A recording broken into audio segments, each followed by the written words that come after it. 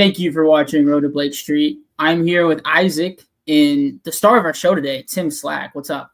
Hey guys, thanks for having me.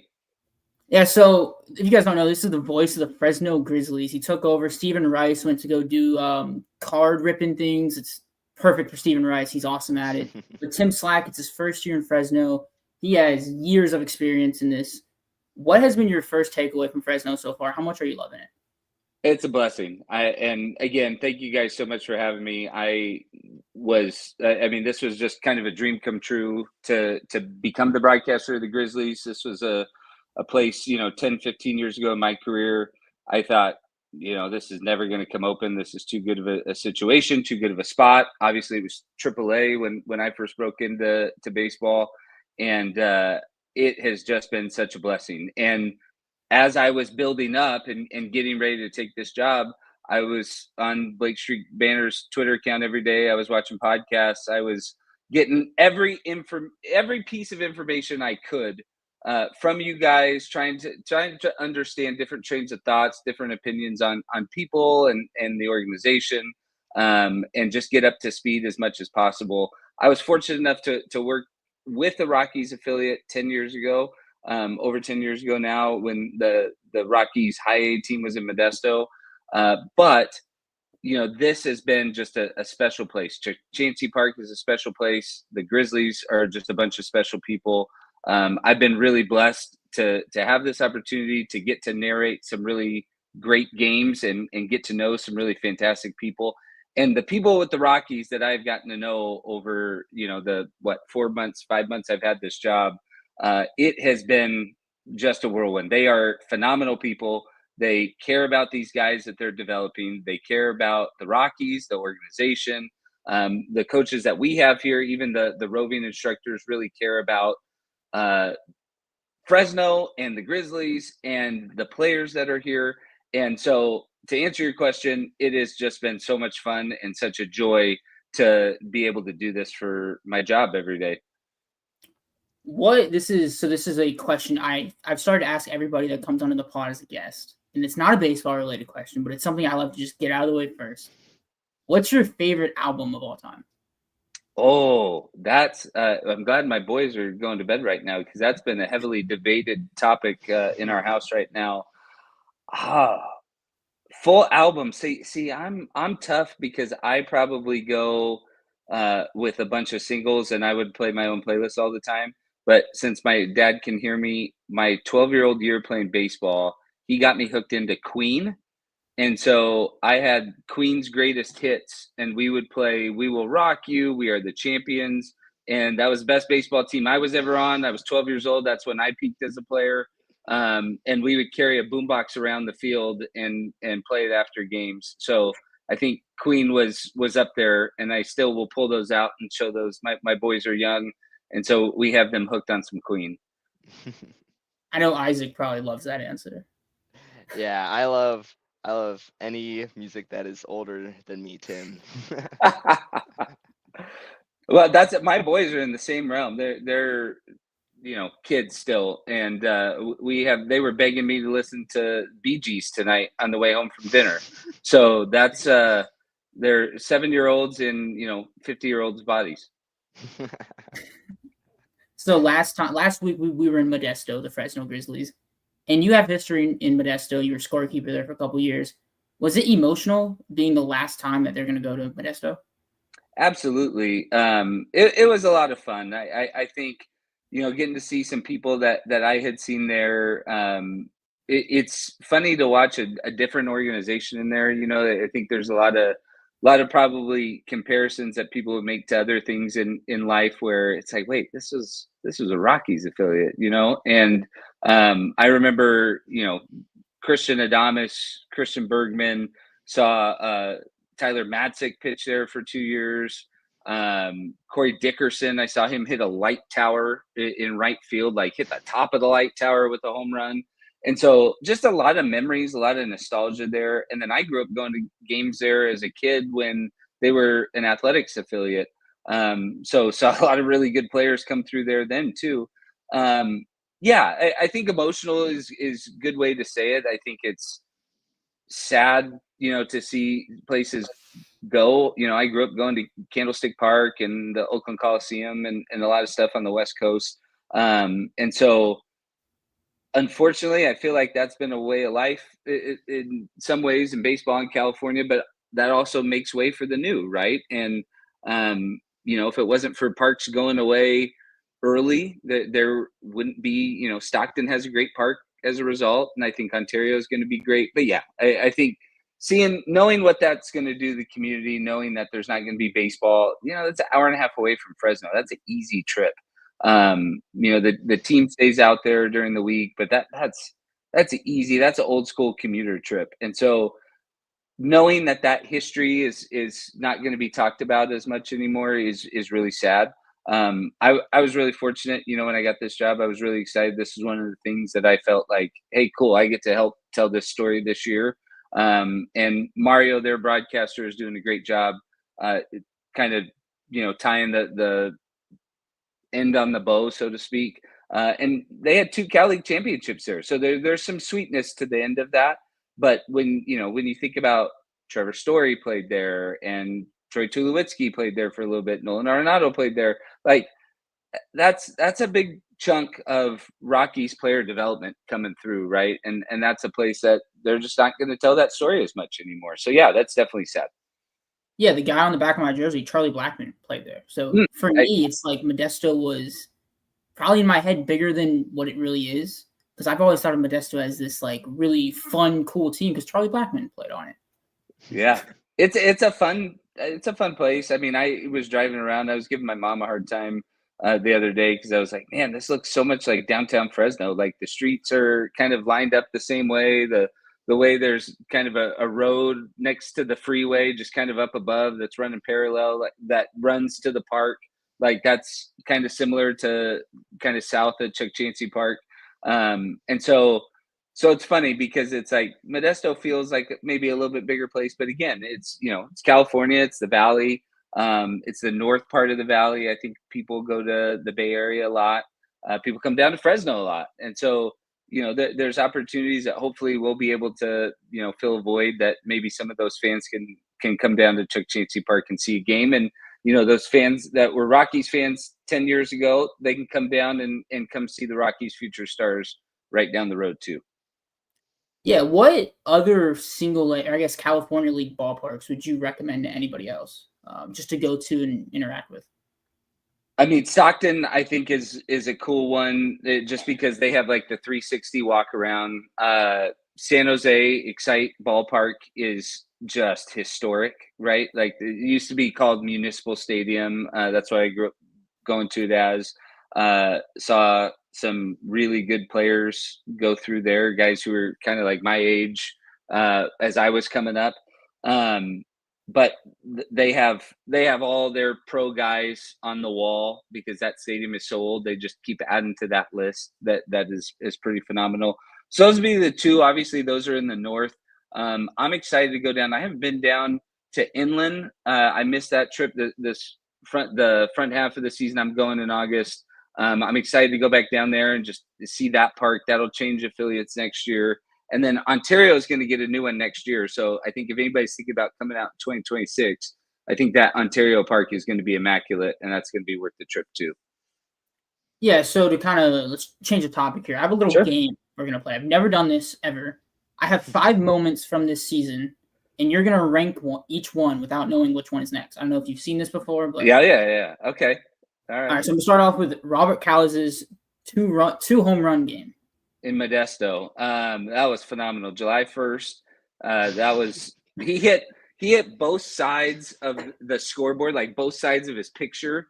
And that's our only player to have multiple home runs in a game so far this year. And so homers have been few and far in between. That has been fun. Based off what I think is probably coming, I think I'm going to put that at 2. Okay. All right. That's interesting. That was a lot of fun. I like that one. That was one of my favorite ones. I remember he did it like in the 1st and 3rd inning too. So like we could dream upon that 3rd or 4th home run. Of course it didn't happen, but still. But I mean the power, like in the other part about that, right, is he hadn't homered in a month. And So I was kind of wondering, like, is this guy going to be a leadoff hitter? And then the power is there. It's like, oh wait, no, that's always there. So the second moment is going to be Jimmy Obertop's 3-run double. This happened very recently to take the lead against Modesto. I think this happened in the first game of the series this week. Yeah, that was a fun one. Again, based off what I think is there, I'm gonna actually put that at 4. That was a great hit. That was a big hit. But I think we've had a couple other ones in there that I know that I need to save some space for. So I'll put that one at 4. I'm hedging my bets, right? That's how you play this game. They're all good. I'll give you that. There's none of them that are bad moments. So. Right. Jackson You're not going to stick me with some like blown save or something, right? The 17-run loss. I won't. Yeah. Jackson Cox 10 strikeout performance. Oh, yep. That's my 3. I thought that was phenomenal. He had 3 innings or something where there wasn't a base runner in there, and he just started getting better. And that's when we first started talking. That was the first actually moment that popped into my head of, man, this is a guy that I think people need to remember about because he was hurt last year, right? And so yeah, that'll be my 3rd one, just because. Oh my goodness, that was so much fun to watch. If I probably should have played that better, that might be 2, just because I like pitching. But yeah, we'll put that at 3. Yeah, I mean, Jackson Cox is a player, so much talent. The 10Ks, I remember seeing that box score, and I was elated seeing that. Well, and I don't know if you have it. How many innings did he throw in that one? I think it was 4. He threw 4. So 12 outs, and he struck out 10 of the 12 that he got. That's the first time I've seen that call in the game. I mean, that's incredible. The next one's going to be Kevin Fitzer's. I think it's his first walk-off, first of 2. The other one's not on here, though. The walk-off against Visalia, I think it was the end of May. Yeah. That was I'm trying to think. He did have 2. So I would say it depends on when. That was the hit, though, right? That's the base hit. It's the See, now I put myself in a tough spot, right? Because now I'm guessing what the other moment that you had is. Because I think there's one more that I think you have. I'll put that one at 5. But that was a pretty big win, and that was kind of the start of the Grizzlies starting to put together some things. Like some of the lights were starting to turn on, and that was a pretty good moment too. But yeah, I think everything else you've said, I can say has happened since that one. And so what I will tell you is that was the start of what has been a lot of really good stuff from a team perspective over the last 2 months. So you have number 1 open, right? Yeah. I think you played this perfectly. My last one is the opening night, Felix Tena walk-off back fly. That's my one. Amazing opening night. And the context for that was, I think there was a lot of unknown with the year, and just knowing Tena's story. I mean, he's a grinder. He's a guy. He had 2 sacrifice bunts this week in Modesto where it was just team first stuff, right? And that, I thought, set the stage for a lot of what we're seeing now from this team of guys have bought into playing really unselfish baseball. And I'm sure we're going to get into some other stuff here, but also the other part about that was the moment was just electric. It was my first game in Chuck Chansey Park. We had 8,000 or something in there, 7,000. It was a buzz. If you listen to the audio, we play clips of that on some of the shows that we do. And so I every once in a while get a whiff of that. And it was just electric. People were ready to go. People were ready for the season. And it was a fun one. I mean, and you can't beat a walk-off on opening night, I feel like. And so I feel like I played this game pretty successfs Yeah. So I don't know if you remember that night, but as like a minor league connoisseur, Hartford had a walk-off, Kyle Caros. Yep. Spokane had a walk-off on their opening night, and Albuquerque opened the week before. Yep. And then you guys had a walk-off. So the 3 opening nights that Friday, that Friday night or Thursday night, one of the 2. It was Friday. It was amazing. It was an amazing nightcap to a great day. Felix Tena, love that guy. But I think you played that perfectly. That was probably my favorite moment from the season. But hopefully there's a number 1 soon in the second half here. that will. Yeah, we gotta keep in mind if anybody watches this later than July 28th.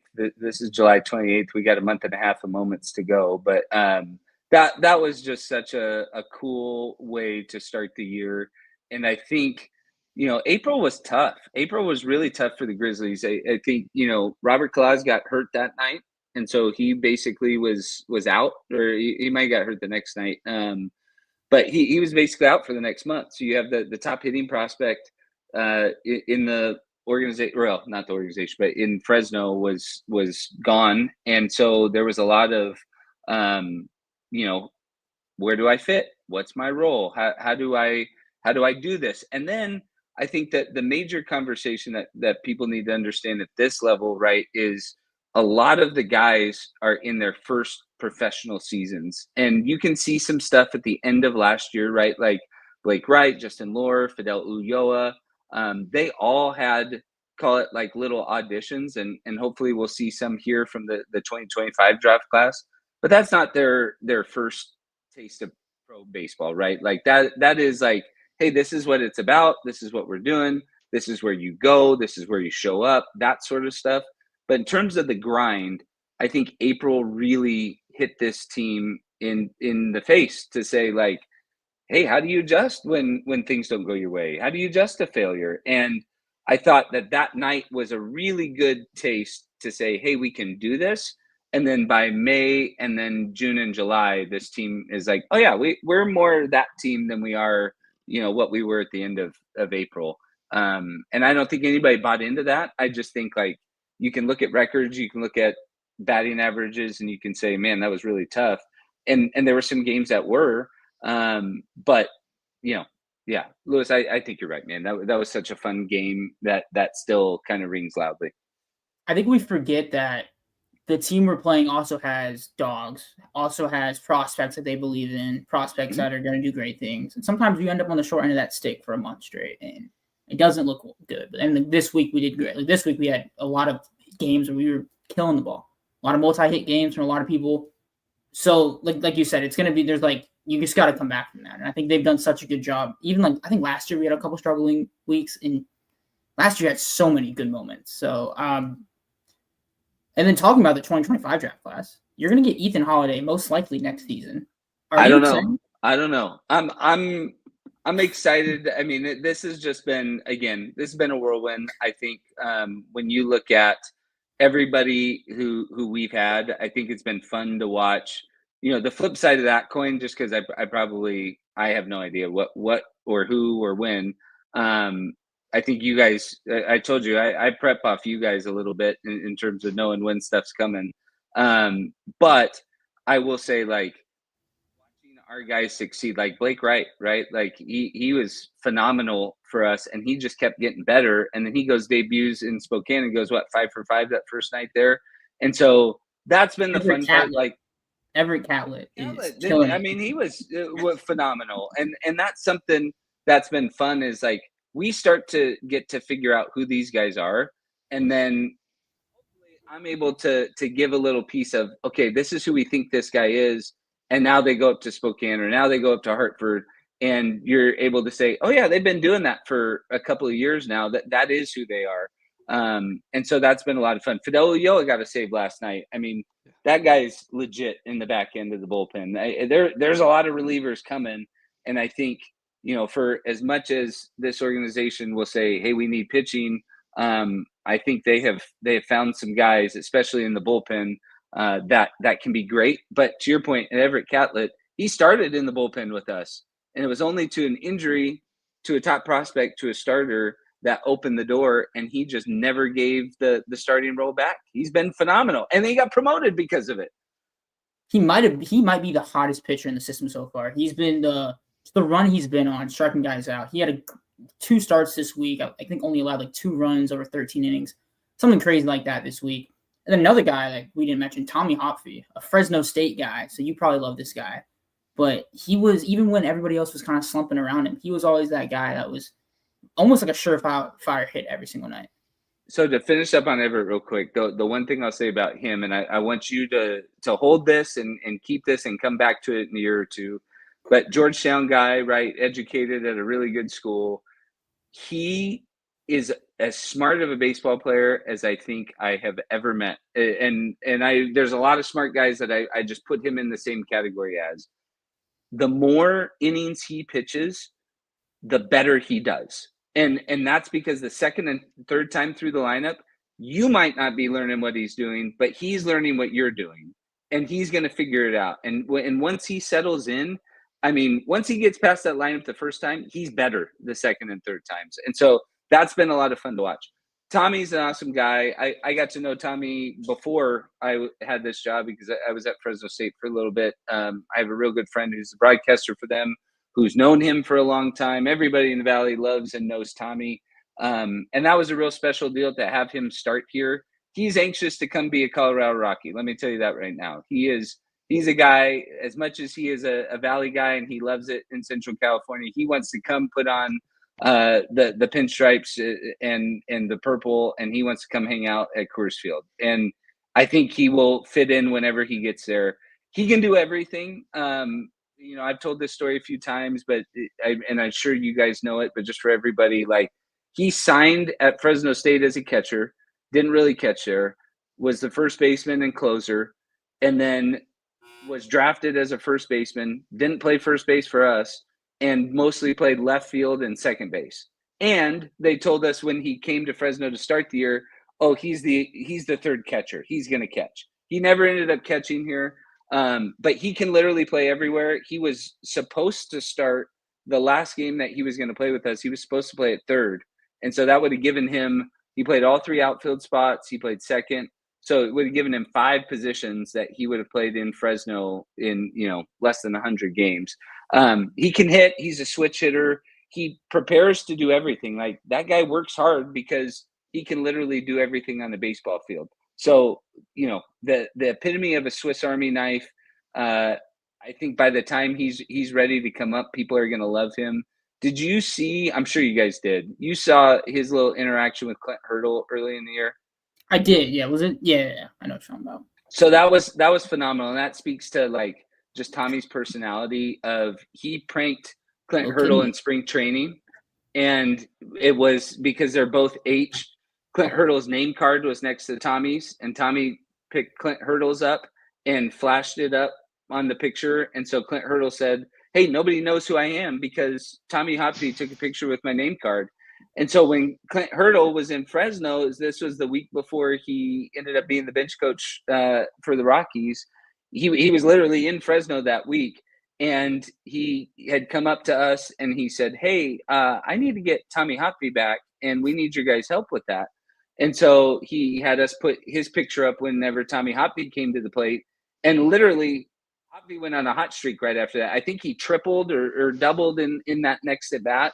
I think he had a home run later in that night. Like, he was just on fire after that. And he just switch hitter, does it all, plays with just great aggression, and will do whatever is needed. Yeah, there's not really a thing that Tommy Hopkins can't do. And of course, he's one of those guys who's like, coach, put me anywhere. And those guys will succeed. They tend to always succeed. I know he just wants to be in the lineup, right? Yeah, and he wants to play no matter what. 1 through 9, he doesn't care what spot you put him in, he'll play. I know Isaac has a couple of prospects that he wants to talk about or ask you about. Yeah, you said earlier about results, like going off of results does not tell the entire story. Like, you can see a guy's batting average. You're not looking at the work he's put in across the season. And the Grizzlies are just like stacked with guys who have so much potential, who are so good at things. And like Yiker Reyes, he is good at everything on the field. Like, you look at him, you think he's an amazing baseball player.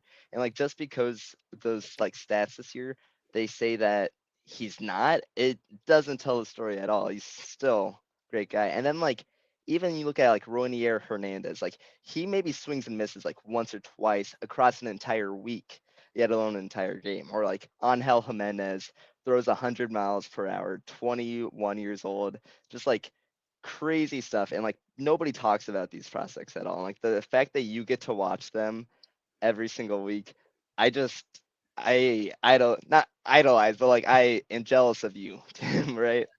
I'm blessed, man. I'm telling you, like, you say that, and I get goosebumps just thinking about how fortunate it is to do that. And you hit 3 great guys there that have been attractions and really exciting to watch, and you get excited when they're in the lineup.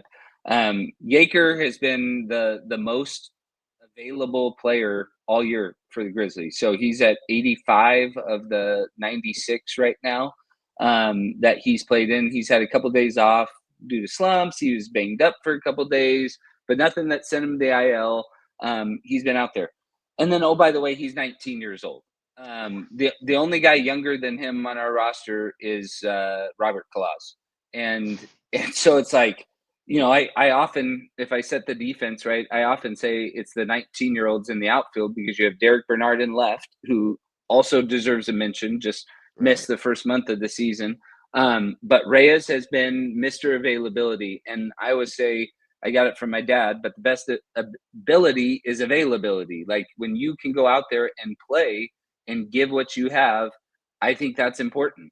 And so he's been out there. He's so fast. He's so talented in the outfield. I was watching a guy, I won't say who it was, on a different team recently, and just thought, man, that guy's got no arm. Like, he does everything else well, but like a ball gets hit straight out to him and guys are thinking double. And Reyes is not that. Reyes is capable in across the board.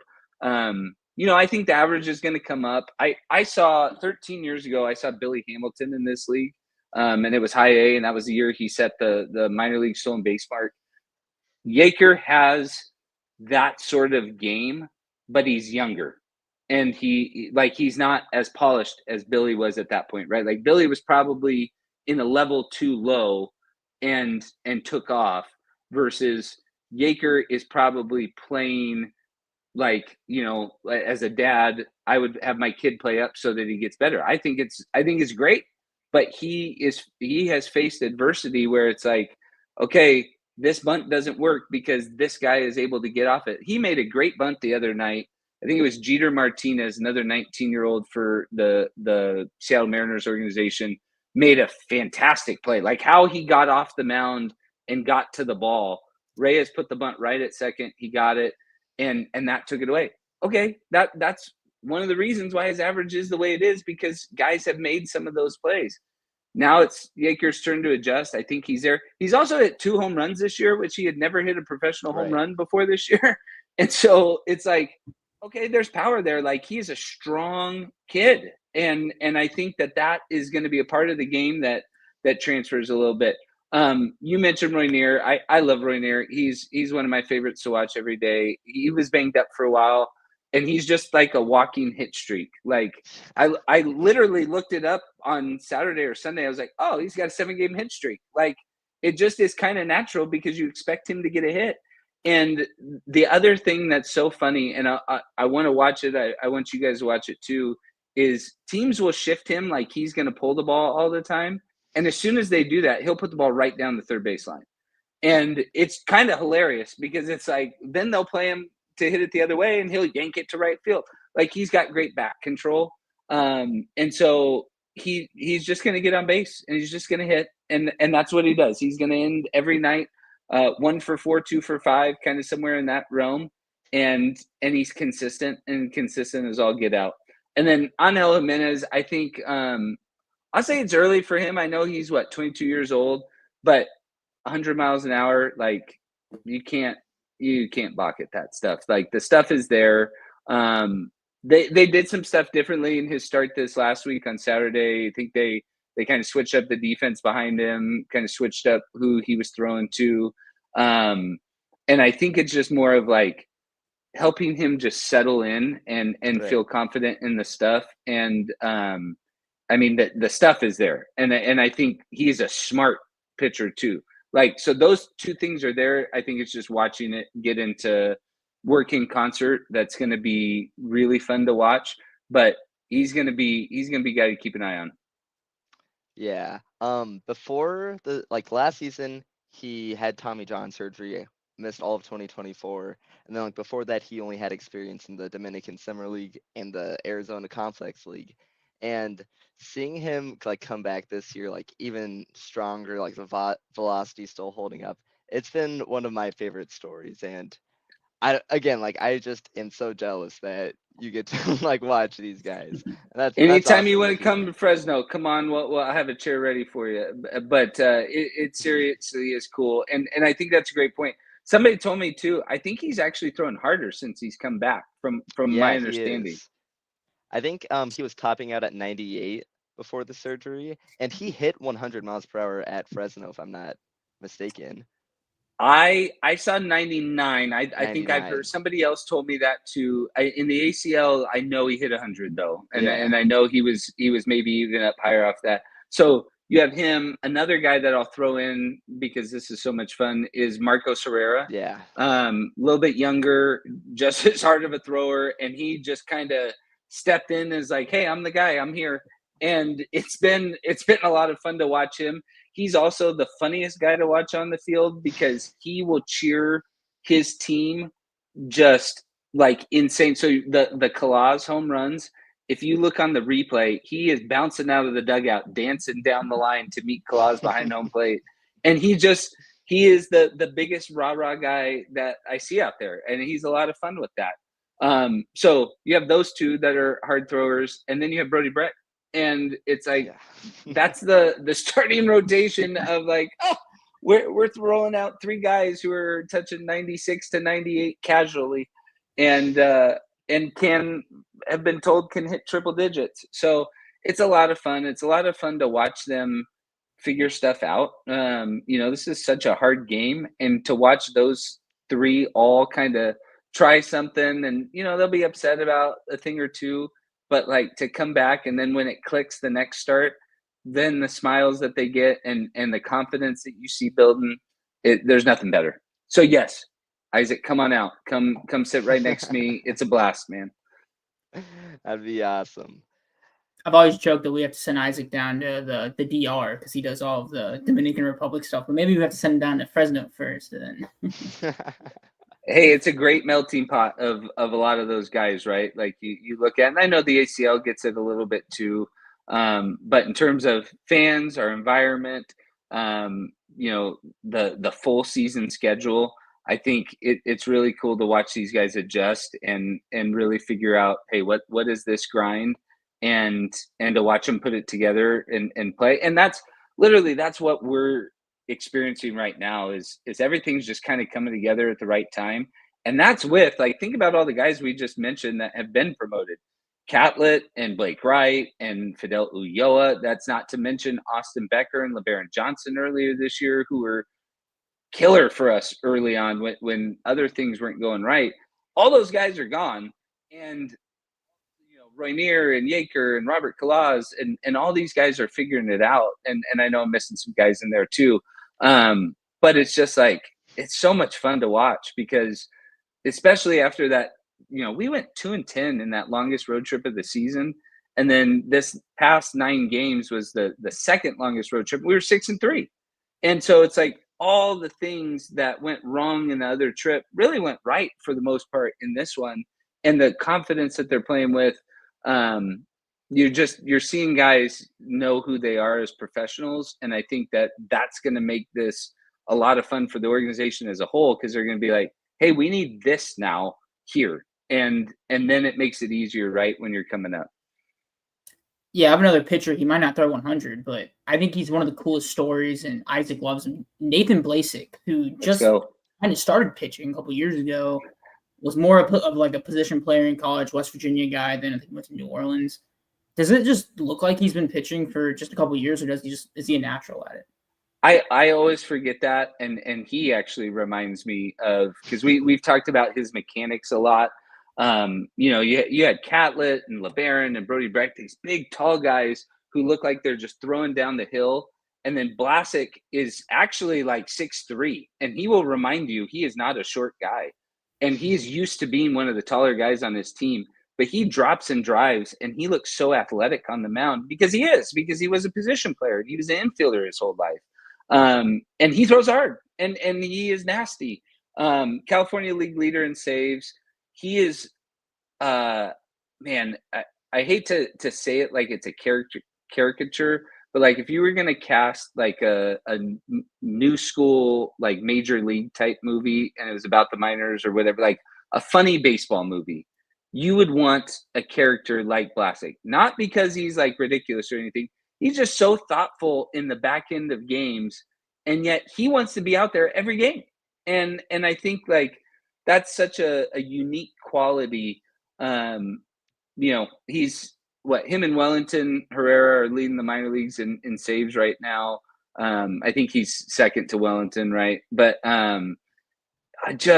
it's so fun to have him, and I think like I know that everybody else, like that has been such a big piece to know that he's going to come in and that's the ninth inning. And what that does for a team, especially at this level and at this stage, I would tell you that was the start of a lot of it, because in April and May, when things could go sideways at a moment's notice, I think that there was a feeling of, hey, if we can get it to the 7th and 8th innings, our bullpen's going to take care of it. And that was with Jewett and Ulloa and Vlasic. And now you look at it and it's like Vlasic's really the only guy that's still in that role. Tyler Hampu is a guy to know too, because he'll probably inherit that role at some point, if they both don't get moved on.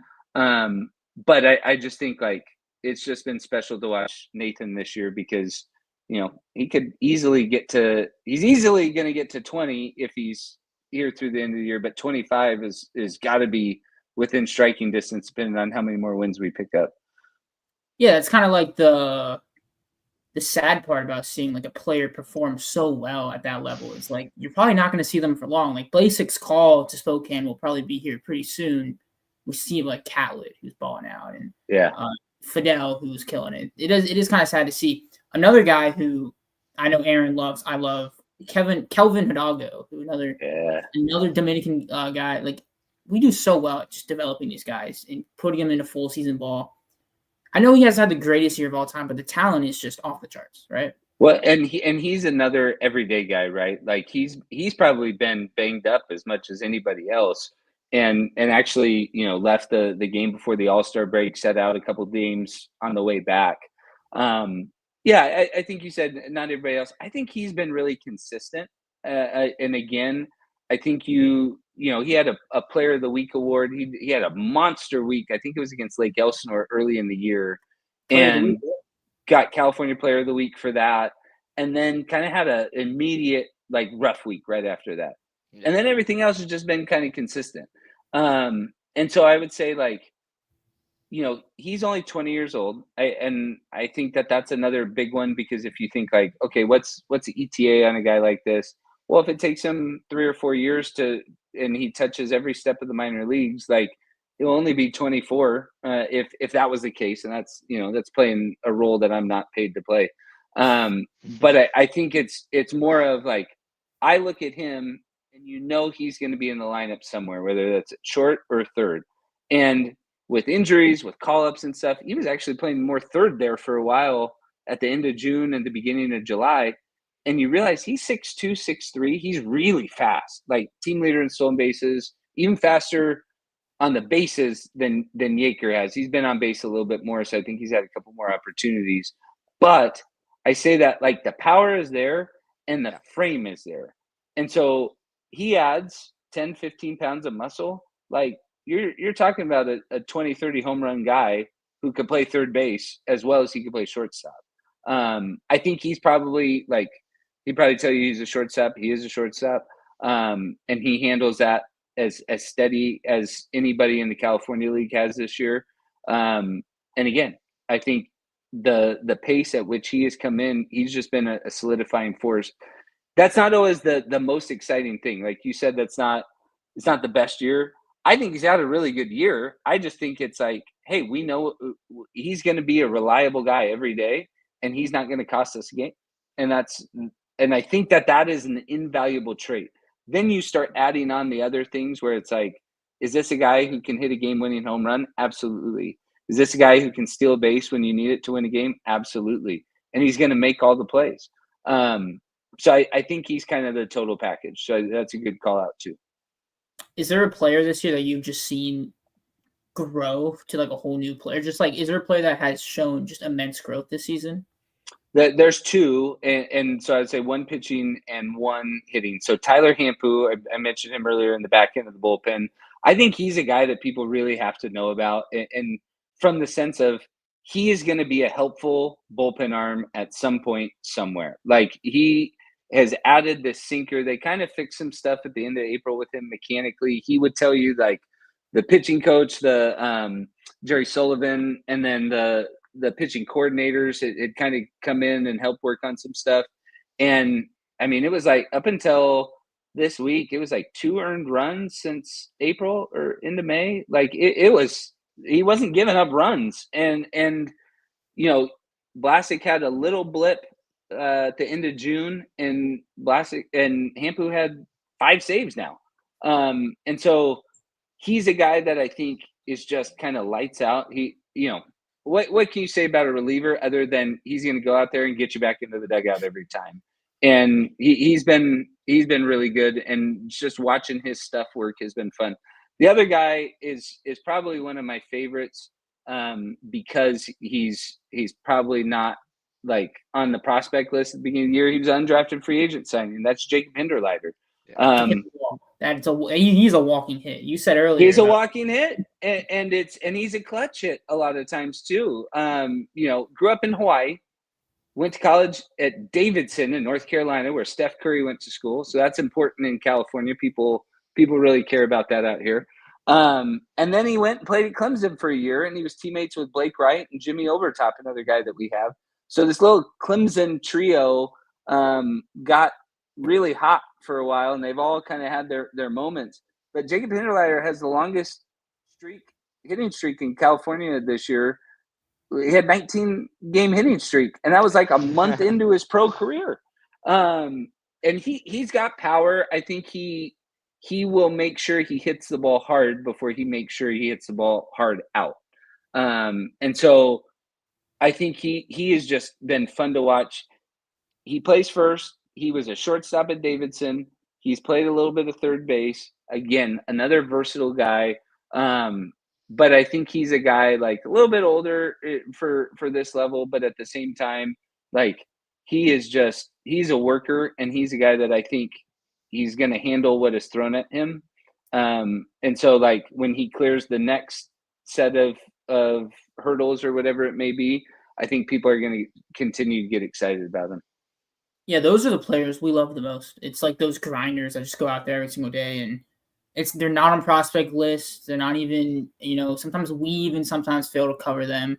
But like those are the players that just slowly rise up, and what do you know? They're at the MLB, and you don't even know them. And you probably should. And Jacob Hinderleiter is a guy that I think it was the end of May. He was just a hit every single day. It was like 20 straight games or something crazy.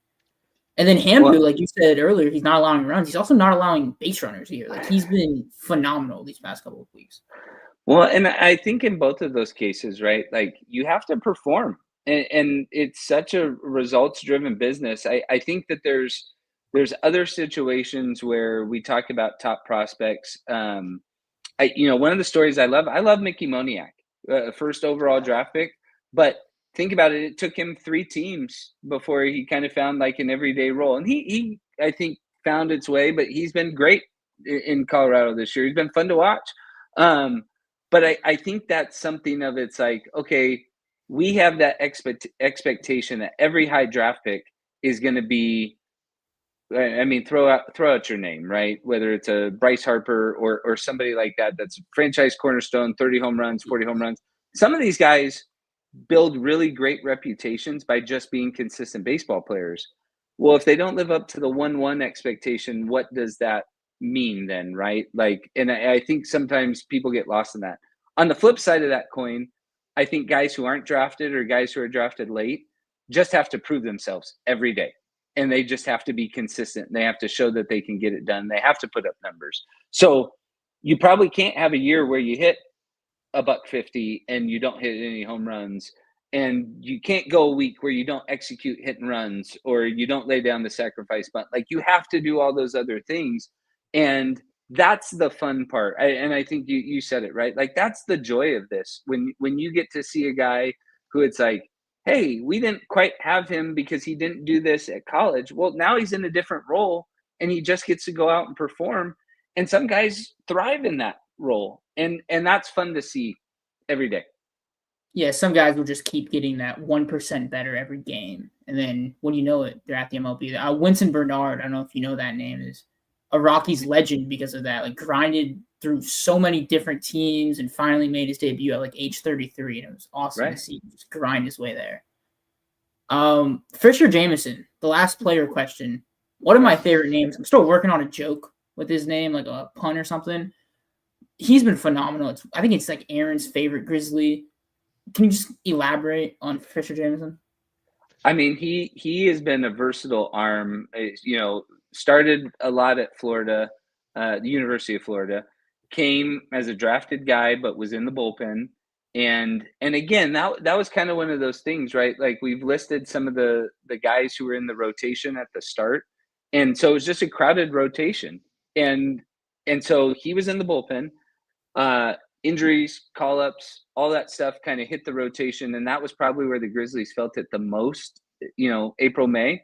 And so Everett Catlett was already in the rotation. They're like, hey, we need another arm. Another guy's gone down. And Fisher stepped up and has just been solid. I mean, he's, top 10 in the California League in innings. His ERA has been low. He's not, you know, maybe talk about some of the great, like, attributes of a pitcher in terms of like the guys in the triple digits. He's a good pitcher, and he has a great slider. He has a great off-speed stuff. He commands multiple pitches well, and then he knows how to pitch. And so I think it's like the advanced pitching part that helps him fit in, but like, he can be overlooked because it's not going to be 97 to 98. He can run it up there to 94, 95. But he's not going to do that. He's moving the ball. I feel like he threw his two-seamer probably 60 to 80% of the time the other night, and he was moving the ball on Modesto and working both sides of the plate and commanding multiple pitches. So I think that's fun, and I think it's fun anytime you have a guy who, no matter the situation, is going to jump up and take the ball. And so whether he's coming in to start the game or he's coming in the fourth inning to throw 3 or 4 innings, like, he has been great in every role. And I think one of the things I've loved what the Grizzlies have done with him, and at a larger level the Rockies have done with him, right, is they have allowed him to keep throwing long innings even when he's been in the bullpen. So he might come in the third as the long guy, and he'll get you to the sixth. And so he has been kind of that great swingman, pivotal role out of the bullpen, and then he's been a much needed starter and help stabilize the rotation as well. The long reliever, we are a pro long reliever podcast. It is such a tough role to play because you don't know how many innings you're throwing when you go out there. Sometimes the lineup you're facing is just really hot that day, and you know, you're coming in and you're down a lot of runs. Sometimes it's the opposite. Sometimes you're up a lot of runs, and then it is such a tough role to play. But it's such an important role. Like, you need those innings to be in, and especially we see, I mean, he's doing it perfectly. He's also getting high leverage too, which is great. You're pro long reliever, but you're anti-opener, right? That's what I'm hoping for. Yes. Well, I'm in Tampa, so I think the opener was invented here. It's happened. Yeah, and I think like the other benefit of that too, when we're talking about player development, and that's what we talk about every day here, right? Is how do we help these guys get better? How do they become, you know, serviceable big leaguers, helpful to the team, helpful to the organization at all? How do you help them go have a long pro career? And I think ultimately, like, it's just about reps too, right? Like, you need to be able to go out there, throw your pitches against live hitting, and see how it plays. And I think Fisher has been one of those guys where it seems like he is able to wipe the slate clean and not worry about what situation he's coming into and just go pitch. And I think there's like you said gamer earlier, right? Or that dog in him, like that's what I think of when I think of him all the time. Like, I get so excited to see him because I know he's just locked in. Like, he is as nice of a guy as there is, but he is locked in when he goes out on the mound. And you love guys like that because there's in the lines and out of the lines, but ultimately, like, you know, when he takes the ball, he's ready to go. And I think that, Yeah, you talk about long reliever. You got me thinking about the opener, which I don't always love, but I think ultimately I love those guys who can go out and get you, 6 to 9 outs when they don't know they're pitching necessarily in a given game. Yeah. Back to a little bit of a fun question here. Okay. What's been your This is all favorite? fun. I love talking about these guys, by the way. What's been your favorite promo or theme night? I have mine locked in. Ooh. I'm not gonna tell you till after, but what's been your favorite? Well, everybody with the Fresno Grizzlies would say it's got to be one of the food things, and so like it's easily the tacos for me. I worked it really smoothly. I feel like this is my best accomplishment since I've been here in terms of like a personal thing of every Thursday night they bring me food into the booth that we get to eat on air and tell people about the food that's there. So when we do the taco stuff, anything that we get to do with the Fresno tacos, and they bring me different tacos, it is phenomenal. I also had, as a part of our little food truck battle, we have food trucks every Thursday night. We have 2 of them square off in a different dish every night.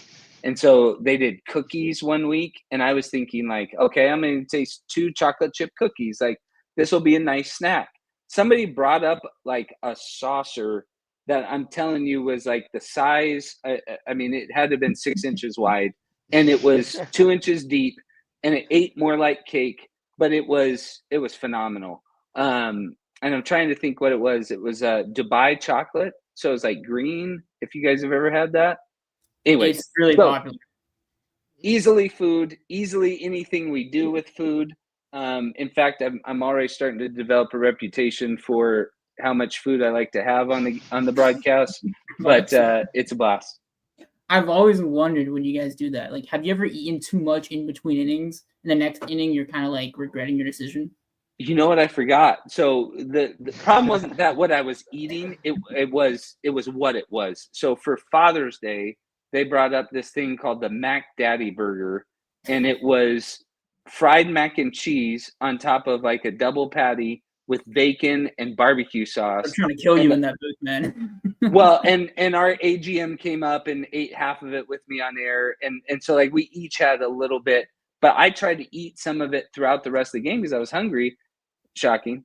And every time I touched it, my hands just got covered in barbecue sauce.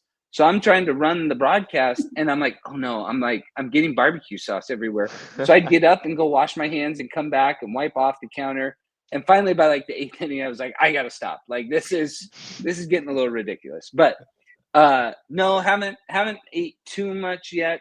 Somebody's gonna try and get me to do that so that they can take over and do something like that. But it's been a blast, right? Like what is yours? I am interested to know. What's your favorite one? Dino Nugget Night. Oh, that was a good one. I mean, come on, that's a classic. I'm sure the kids love that one. That's like a classic when you're little. That's what I always ate when I was little. Yeah. So there you go. It was, that was surprising. Well, maybe not surprisingly. The amount of kids that were pumped up for that, like I think everybody kind of figured the amount of like teenagers, high school students, college age students. Like I had guys asking me for the little Dino Nugget plushies that we gave away. Like players were like, hey, I need to send this to my girlfriend. I was like, okay, like we'll figure it out. That was the most in-demand thing I think we had. And we've had some good ones this year. The jerseys too, right? Like the jerseys are sweet. If somebody if you need to look those up, those are pretty awesome. They look just like the Dino Nugget bag that the Dino Nuggets come in, right? Same font and everything. It's awesome. Yeah, that's like my favorite part of minor league baseball. It's just weird. And then of course you had Xavier Worthy throw out a first pitch. Are you gonna draft him now because of that in fantasy? Yes, I have a slight. Everybody listening out there has got to be a Broncos fan, right? So if I say I don't like the Chiefs, I would fit in well. You fit in very well, yeah, I'm sure. Okay, I don't like the Chiefs. I don't like the Chiefs at all. But Xavier Worthy's a great guy, Fresno guy. I'm rooting for him. But yeah, there's a lot of complications with all that. But he was great. He threw probably the best pitch I've seen of a first pitch. I saw Clay Thompson throw one the other day too. In where was he? Texas. But Xavier Worthy's, I think if people had seen that one, people would say this guy needs to pitch for somebody. And he never played baseball before. maybe we could sign him on a little deal, maybe to Fresno. Get him pitching. Little might be hard to get him away from his day job, but yeah. A little under the radar. Yeah. And then of course you had The Office. I forgot her name. The lady Meredith. So the actress who played Meredith, Kate Flannery, she was phenomenal, and she even took time to call in. We did a little pregame interview with her. She is hilarious, and my wife is a huge Office fan. Actually, since we've done that game, that was like 2 months ago, my wife has been rewatching The Office every night. She already did that before, but that like lit the fire. But I mean, she was such a great guest. Yeah, we have a lot, and we still have some coming up. We got, the Happy Gilmore movie just came out. We have Christopher McDonald, Shooter McGavin coming out the end of the month, and then we have a lot of pro wrestling fans at our organization. And so Mark Henry, the world's strongest man, is going to be out there too. That's a good one. So yeah, it's fun. Is it true? I have this in the rundown. I don't know why I wrote it, but last time we talked to Johnny Bravo, he just loved tacos. Is it true he only eats tacos? That's a rumor going around. I would like to. I can vouch. I know he had them yesterday, and we have developed a little bit of an issue. Like I said, he comes with me every time I go get tacos across the street too. So yes, he is Jonathan Bravo, our director of marketing. He is a big taco fan as well. Are there any funny moments from this season that aren't on the field, maybe on a bus or something that really like stand out to you? Oh, I'm terrible at this because I feel like there's always something. Sometimes I sit there, especially with our coaching staff, because they are such caring guys and they really care about the players and the development, that sometimes we get into conversations and I just can't believe it. We were talking about The Office earlier. I've said for a long time now, I think there needs to be, and I've said it since I started this job, of like, there needs to be a show like The Office that depicts what it's like working in minor league baseball, because I just don't think people would believe not just some of the things that happen, but some of the characters that you deal with every day. And I say that, and I think it's true of me. I mean, you mentioned Johnny, like, I think it's true of all of us. Like there's just something about working 132 games in, the span of 5-6 months, where it's like you sometimes don't have all your wits about you. And so I think it just creates for some really interesting dynamics. I'm sorry, I wish I had a better story off the top of my head right now. I didn't come prepared, but I would just tell you, like, just the overall dealing with teams and people. Like I was telling the Tommy Hoppy story earlier. I think that's just a funny one of guys are always looking for opportunities to get at the other guy, right? Whether it's their teammate, whether it's a coach, whether it's a player for the coach. And I think that those always create things that you kind of laugh about it, but then you're kind of on to the next thing and the next day. There you go. 2 more questions. One of them not baseball related at all.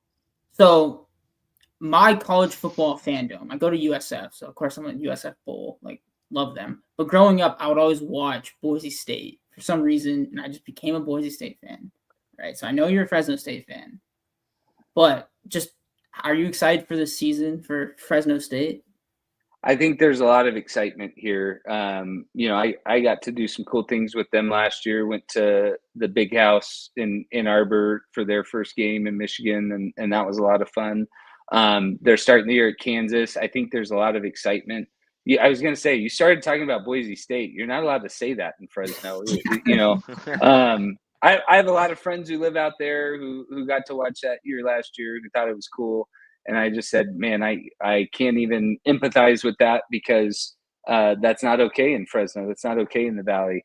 But I think there's just a different level of excitement this year for Fresno State football. They're just trying to do so much that looks so cool. And, half of our organization is Fresno State alums in terms of front office. And so there's a lot of ties there, and it's community, and it's always good to see the community succeed. But there's some cool stuff, new coaching staff there. And I think if they return to the identity that I hear, it's going to be a little bit more ground and pound, could be a little bit more in the trenches. I think it's going to be a lot of fun.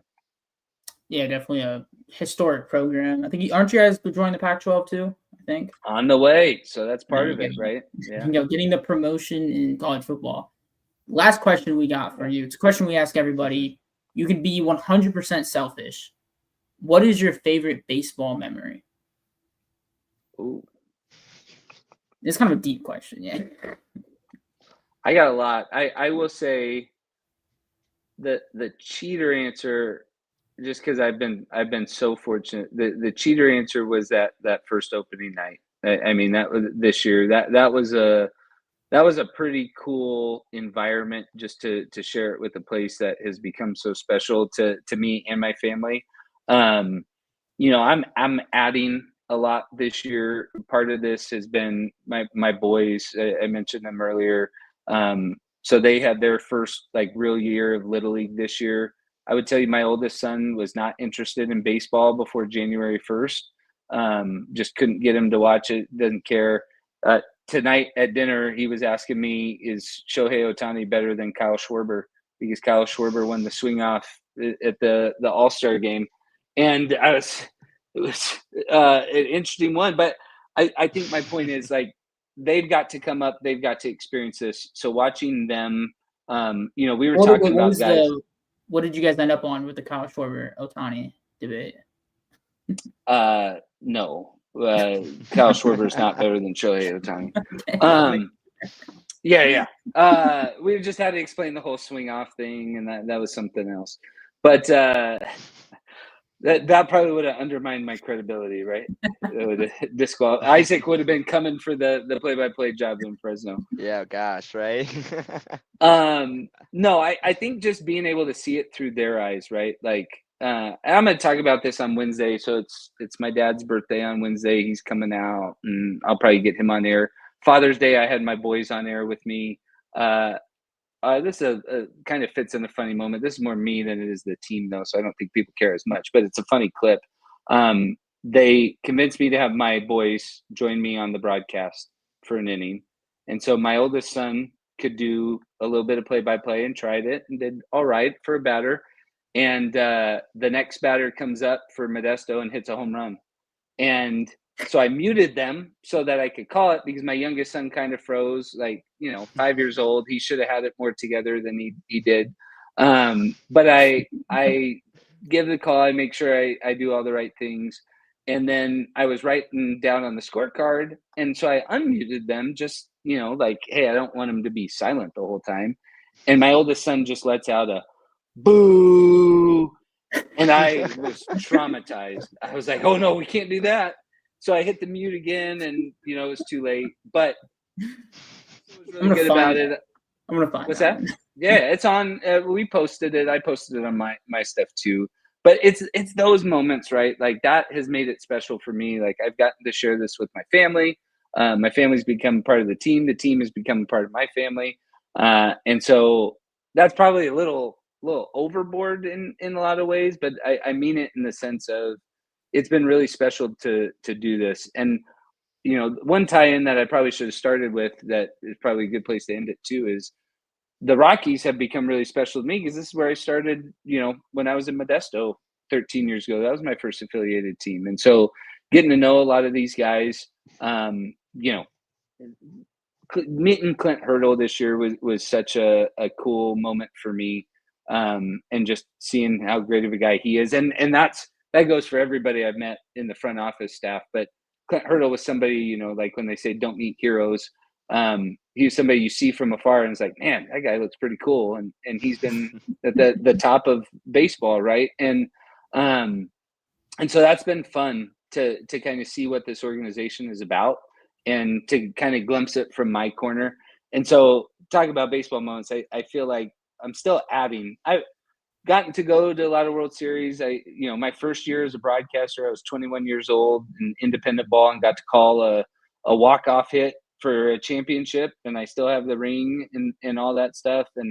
And all that stuff is cool. Like it's great, but I think that the community aspect and the family aspect, when you're sharing it with people that you love and you care about, that has been cool. And so as much as all those memories are great, I've been so much more excited for these memories that we keep making. And like you said before, right? We played the top 5. I think there's going to be another top 5 that you could easily add, and then at the end of the year, we're going to say which list is better. Yeah, we'll how about this? We'll have you on at the end of the year, and then we'll go through it again. I'll put the game back on, and we'll see where the new ones rank. I think you passing down baseball in the family. That's awesome. It's something to scoff at. That's definitely a valuable memory. Like, it's definitely probably number one. It makes a lot of sense. You're passing baseball on to your kids. What I'm gonna say to that is, if I go to Fresno, can I get 1 inning of commentating?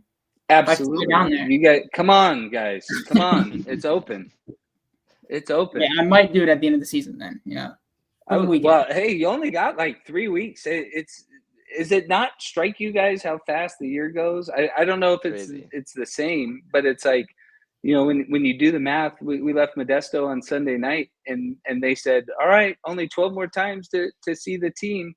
And I'm like, man, like we have 18 home games beginning Tuesday night against Rancho Cucamonga, and that's something else. We haven't seen the Dodgers affiliate yet this year, and they already won the first half and all that stuff, and we see them twice in the final month. But it's going by fast, and it's so yes, come on out, come hang out. I have a chair ready for you guys. I have a headset ready for you guys. We'll have a lot of fun. Sounds like a plan. Thank you so much, Tim. It's probably been our most successful. Like, we usually have Aaron doing this, and Aaron is so good at talking to people. Yeah. And me and Isaac kind of struggle a little bit, but it was like growth moment for us. Thank you so much. It was so easy to talk to you. Sometimes you get guys that aren't that easy to talk to, not in like a bad way, but just like don't elaborate. And with you, it's baseball like players don't talk. What are you talking about? Sometimes maybe we're just not asking the right questions. But I think Aaron texted me today. He was like, "You're gonna be fine. This guy talks for a living." He's literally an announcer. I was like, yeah, and that's exactly what my crew would tell you is I probably talk too much. But I really appreciate you guys. Like I said, I appreciate what you guys do. I think it's so important to educate people on who's coming up, and I don't just mean that in terms of 60 power, 80 speed, that sort of stuff. I mean, like, who are these people? Where are they coming from? And why does this matter to them? And, one of the things that I've gotten in my glimpse, not to go on a little soapbox, is one of the things I love about the Rockies organization is I think first and foremost, they care about people. And for as hard as the year may be for some, and I think, like, I get it. I think at the same time, when you're making decisions about people, I think there's a lot of people who can say, well, this is easy because the facts say this and the numbers say that, and this is what we got to do. And that may be true sometimes, but it's also like you have people with families and dreams and careers, and they're putting their heart and soul into it as much too. And so I think when you guys paint the picture as well as you guys do, and as much as you guys care about it, to let people know, and you do me a great service because you help me kind of get up to speed quickly on who I need to know before I get to know the person, right? And that's so all Isaac. The ACL, DSL, that's all Isaac. Well, Isaac, you got to come down and hang out for a couple of weeks then, because there's a lot more coming here in the future, and a lot of good success from their 2 seasons, but or 3 seasons, however you want to look at it. But anyways, I really appreciate you guys. I really appreciate, this organization has been a lot of fun to get to know, and hopefully just to start and going to be a long time here in Fresno. Gotcha. Thank you so much for coming. Me and Isaac have to recap this week's minor league stuff and try to get it done quickly, but thank you so much, man. Have a good one. Thanks, guys. Have a good night. Yeah. You too. Let's go. That was by far our best, yapping session with some player. That was awesome. That was awesome. It was our second time, but it was our best time, right? Yeah. That was awesome. I'm glad it went on way longer than I expected. That was awesome. Yeah, no, I love Aaron. Usually has a thing where we'll keep you for 20, maybe 30 minutes. And that was a long time, but I'm super stubborn when it comes to baseball. Like, I think a certain way, I don't get moved at all. And like, I'm sure you know that doing these podcasts with me. You propose something, I hardly ever agree with you, Lewis. But listening to The Tim, Blaylock like, thing's looking pretty good so far. yeah, made a Blaylock point, but listening to Tim say all this stuff just opened my mind. It was really, really awesome to listen to him and hear his knowledge and wisdom from just this season alone and all of his past endeavors, right? Yeah, now I have to book a flight to Fresno so I can Yeah, no, commentate. me too. Can't say Maybe no to on the that, way, man. right? Gosh. So we'll try to speed run this part of Yeah. the pod because that went on awesomely really long. We actually only planned for the news and transaction section. It's been a really fun week in Rockies land. We've been winning games. I think we won tonight, which is awesome. But we do say goodbye to Jeffrey Yan, who might have been the most fun player to wear isotope purple or isotope red, whatever you want to call it. The dancing save guy, he does request a release, and the Rockies grant that, so he's no longer with us. Isaac, are you sad to see this happen? I mean, yeah, like you have somebody like Jeffrey Yon in your system, you're just gonna root for him. He's a name that people know, and you don't really see that when it comes to players from the Rockies organization. So it was cool to say that we had a Jeffrey Yon, but obviously it wasn't working out. He wasn't doing great in Albuquerque, and the PCL just isn't a great place to go if you want to like revitalize your career and become a Major League Baseball pitcher. I totally see where he like was coming from when he asked for a release. So I'm sad, but I think I'm more happy for Jan in this situation to get a better opportunity elsewhere. Yeah, I wonder where he goes after this. I'm sure there's going to be overseas offers. I'm sure some other teams will want him, but Yeah. The most exciting call up of the week was Warming Bernabel, who we all forget is only 23 years old. Feels like we've talked about this guy for so long. Isaac, we made a joke in the group chat, was talking about how he was. Isaac, you were talking about how good he was in the ACL. And we were talking about that happened when you were like 8, Isaac. Yeah, no. Those 2021, thank you very much, Aaron. Gosh. But he's one of the players I first like started following closely. I made a Instagram page about Rockies minor league baseball in 2021, and after Warming Bernabel's season, he was like the perfect guy. He was the first post I made, and so seeing him call up and in his first 3 games he has 2 home runs. It's been awesome to see. This has been pretty fun, yeah. Yeah. He's playing that third base and first base, and I think he played DH the other day too. So Probably, yeah. they're just really trying to get him into the lineup. What do you think the future holds for Bernabel? Bernabel, I think I'm a really firm believer if you don't have the exit velocities and you don't have any astounding like offensive traits, as long as you can pull fly balls, I think you're going to be okay. And both of Bernabel's home runs he has had were under 100 miles per hour off the bat. And you look at that and you think, oh, this guy, like, if you're not barreling up the ball and hitting it over 110 miles per hour, I don't know. People are going to be concerned about that. But in AAA this year, he was pulling balls, elevating fly balls, pull side, and he was getting good results from it. So for his future, it really depends on how much he can stay in front of the ball. And if he's been doing it all year, if he's only 23, I think he could be just a household name. And if it's not for the Rockies, he's gonna be not a household name, but like he's gonna be he's gonna be on a Major League Baseball team for a long time. Yeah, I think he could slug more than the numbers you would expect him to, because he's going to stay in front of the ball. He's going to steal a couple here and there. There's a lot of stadiums that you can really cheese and get a lot of home runs there. So I'm excited for him. I always love seeing guys get their first debut, and Ritter was a couple months ago, and then now it's just so fun seeing these guys make the MLB, and it's we're watching everything they've worked for 23 years basically to become an MLB player. So that's pretty awesome. Cal Queiroz gets to call to Albuquerque.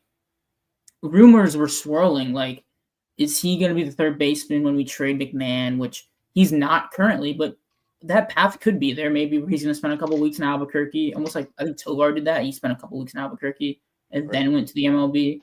Just a guy that's going to get on base, or not really get on base like that, but he's going to be a consistent hitter more than you would think, considering there's not a lot of prospect hype, especially nationally. I think he's a lot better prospect than Baseball America, especially Pipeline, would give him credit for.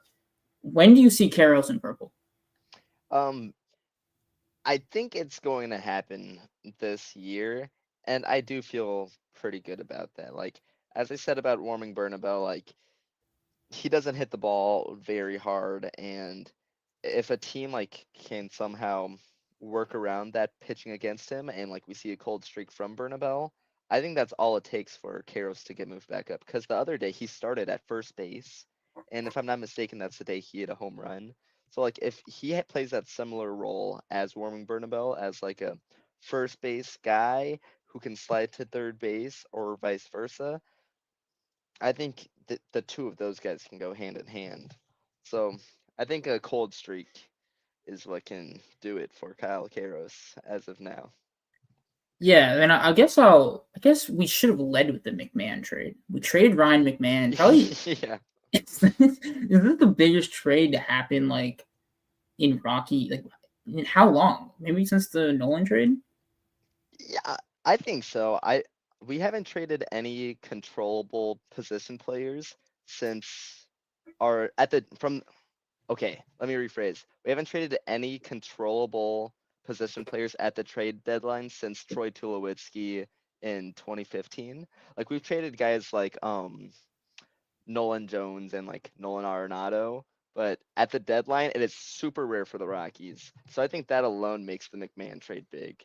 And I'm just gonna ease into the players that we got. I'm not gonna let you do that, Lewis, but I'm can't find the names and I'm blanking right now. Griffin Herring and Josh Groves. Yeah, I'll Griffin tell you the Herring, name. like left-handed pitcher. He has the second lowest earned run average in all of minor league baseball right now among starting pitchers. Left-handed pitcher. He's ranked higher than guys like Sean Sullivan and Carson Palmquist. We will have a discussion about Griffin Herring next time we go live because we should be ending this soon, but he's a really exciting prospect. Yeah. He's a top 10 Rockies prospect currently. Then Josh Gross. Josh Gross, awesome last name. That's how you say it. I looked it up. He's a pitcher, built like a pitcher. You think of Ryan Feltner, you think of Connor Stain. They are pitchers through and through, and that's my true analysis of him. What he does. He's a pitcher. Yeah.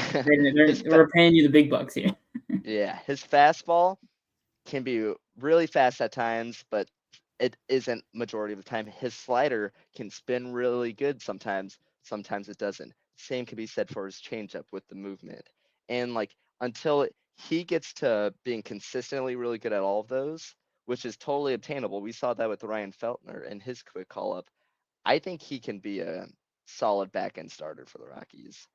Should we power through the rest, Lewis? Yeah, I do. We're gonna power through the rest. I do want to give a little bit on Griffin Herring.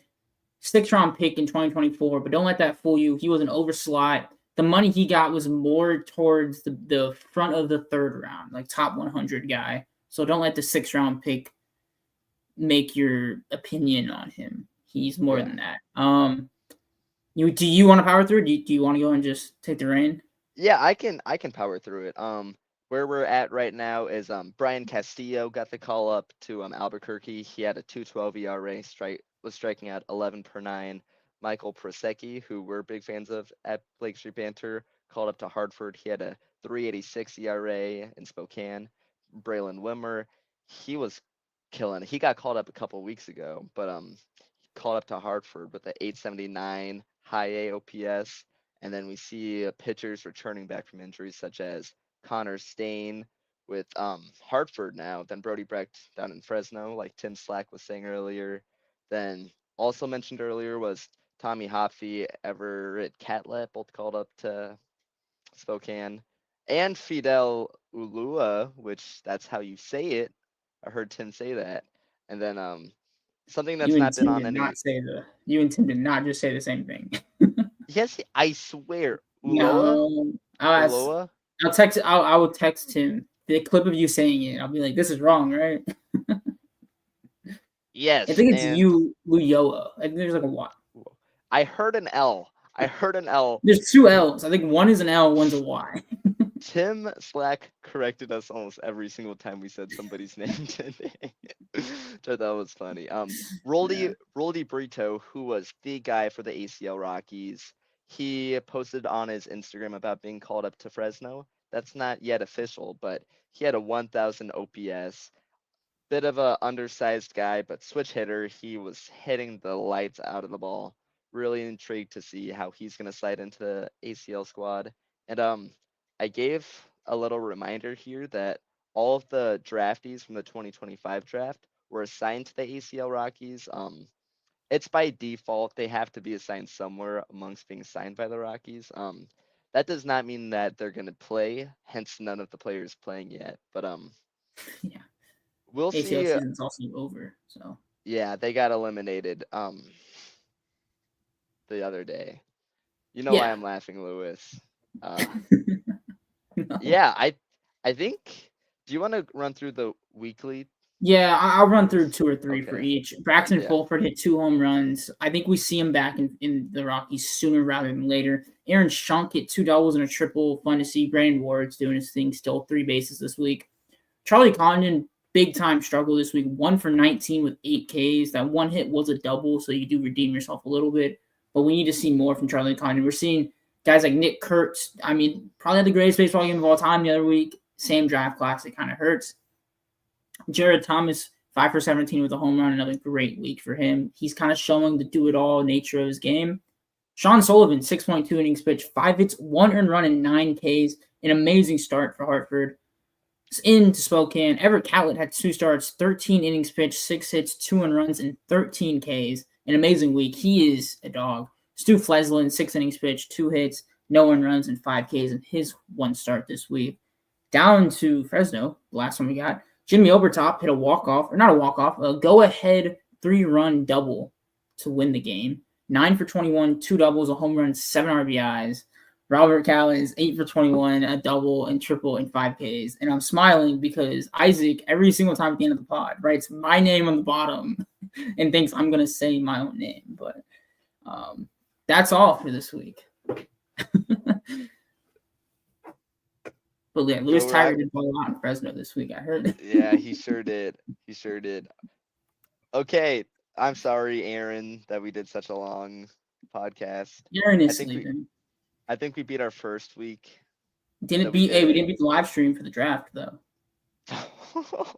We weren't even close. That was rough. Louis. Okay, last week I didn't even text you. I didn't want to do a pod. I knew you didn't want to do a pod. Right. But we wanted to today. There you go. We got extra today. We got double basically. So yeah. All right. Go Rocks in minor league affiliates. Woo!